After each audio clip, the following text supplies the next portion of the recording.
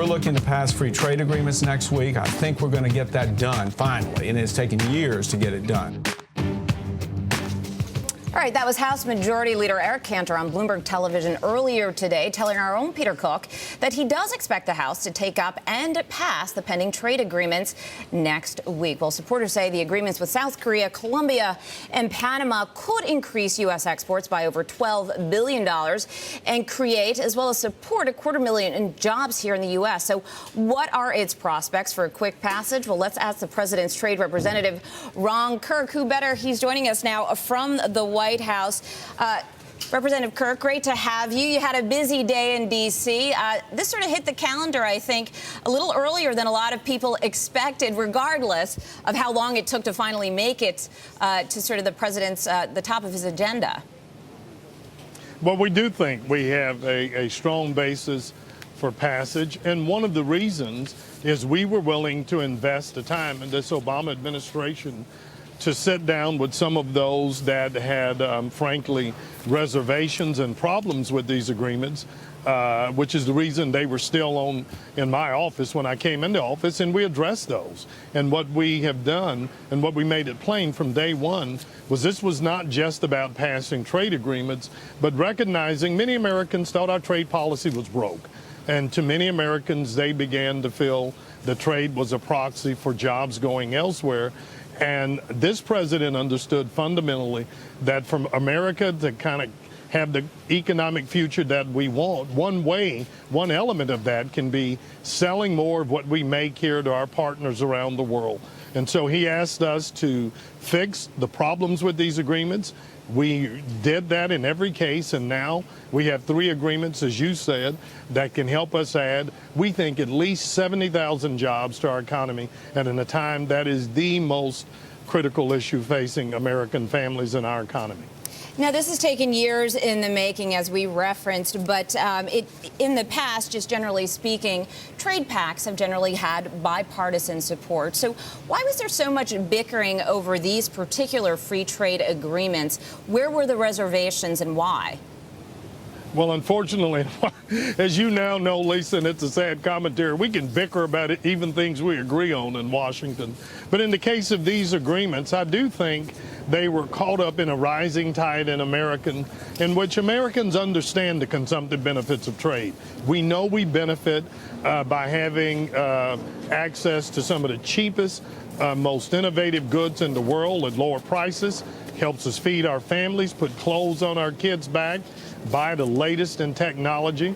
But many Americans began to question the value proposition of trade and wanted to see our trade policy address the issue of job creation here at home. In the case of Korea, what it stalled that agreement was what many felt was just an indefensible difference in access to their auto market versus ours. And rather than complain about it, we addressed it. We sat down with all of the automakers, with labor, with business, and we came up with an agreement that's not only enthusiastically endorsed by the chamber and the manufacturers, but for the first time in a long time, the United Auto Workers and United Food and Commercial Workers and Ford. And we did the same thing with respect to concerns about human rights and labor rights in Colombia and Panama. So now we have 3 very balanced agreements that are going to add to our GDP and help us create jobs. Representative Kirk, the president of South Korea is going to be in D.C. on October 13th for an official visit. Is it likely that the free trade pact with Korea will be fully pushed through by that time?